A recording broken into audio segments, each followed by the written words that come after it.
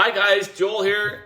It's officially summer of 2025 and I wanted to get back some stats to you to review the spring of 2025. Lots of interest, lots of action going on. Let's get into it. Getting into the sales numbers from 2025, both March and April were down about 10% or so from last spring, and then May was about even, bringing us with a slightly lower amount of sales compared to the last spring to this spring, but still up on the 10-year average. It's still been a fairly busy spring. I'd say a lot of the lower sales figures have to do with just very, very depleted inventory and just not as much selection out there. That's the biggest thing holding back sales. It's still been a very busy spring.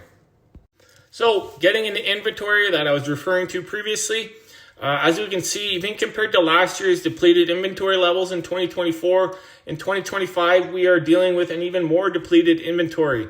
Down all 3 months for an average of 12% less homes available in our inventory than 2024 this spring, and a staggering 10% average, or 10-year average, of almost 50% less. That is a staggering amount and is certainly affecting our sales figures and is going to lead to a record high in prices this year, I believe. Looking at the new listings in the spring of 2025 versus 2024, we can see that March was up slightly, and then we had a dip in the 20% range in April and May, bringing us to a slightly about 10% or 12% lower new listing amount than 2024, and almost 30% less than the 10-year average.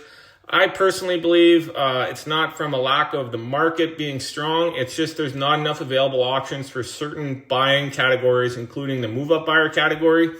There's just not as many higher priced homes, those forever homes coming to market because building is just too expensive right now. There's not enough out there, so you're really waiting for that right house to come up and fit your needs before you're putting your house on the market to move up.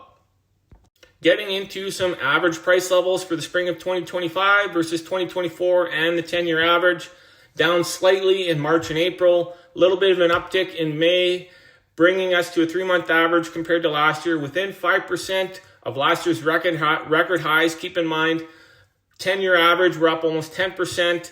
It is a very busy market. Certain price categories have definitely gone up.